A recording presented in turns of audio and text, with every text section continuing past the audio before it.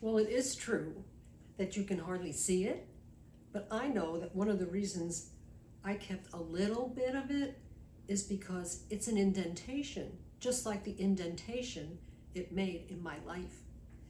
And maybe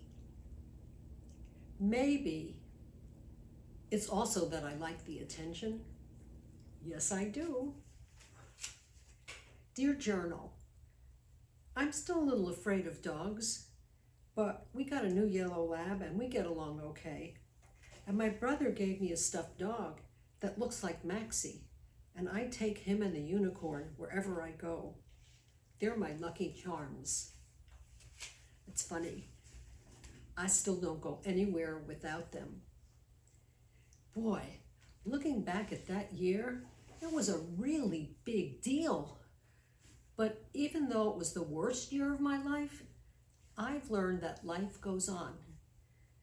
My new school is great, the kids are really nice, and we're like a family. Looking back, I'm very proud of the way I dealt with everything. At the time, I think it was all too much for my brain to handle. But now I know that when something bad happens to you or me, you just have to wait for the good to come, and it will come along.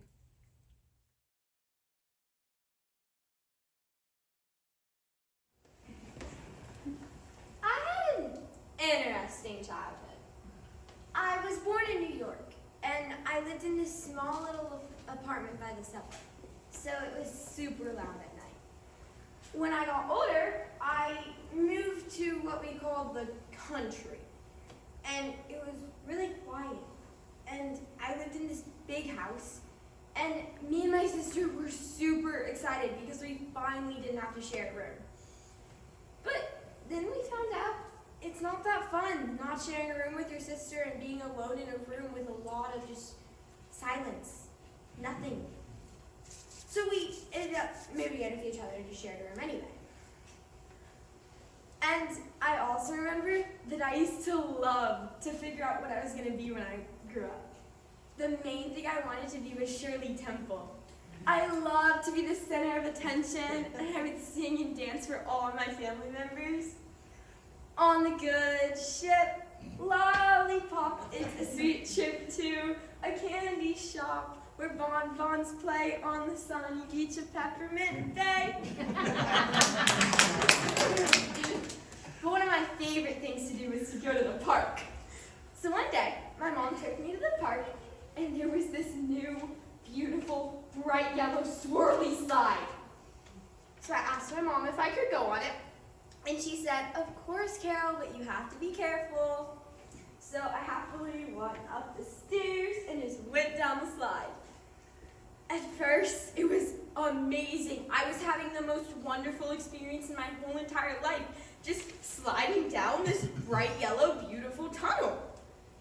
And then I came out like super fast, and I kind of like somersaulted out of the slide, and there was a fence in front of me, and my head was going first, so it kind of pushed its way through the fence, and I got stuck in the fence, and I couldn't get myself out. So I called my mom over. She asked me if I was being careful. I tried to shake my head no, but you know, it was kind of in the fence. So my mom called the fire department, and then the next thing I hear is woo! Firefighters came.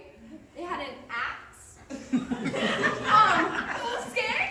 They asked me how I got my head stuck in the fence, and I said, "You see that beautiful swirly slide over there?"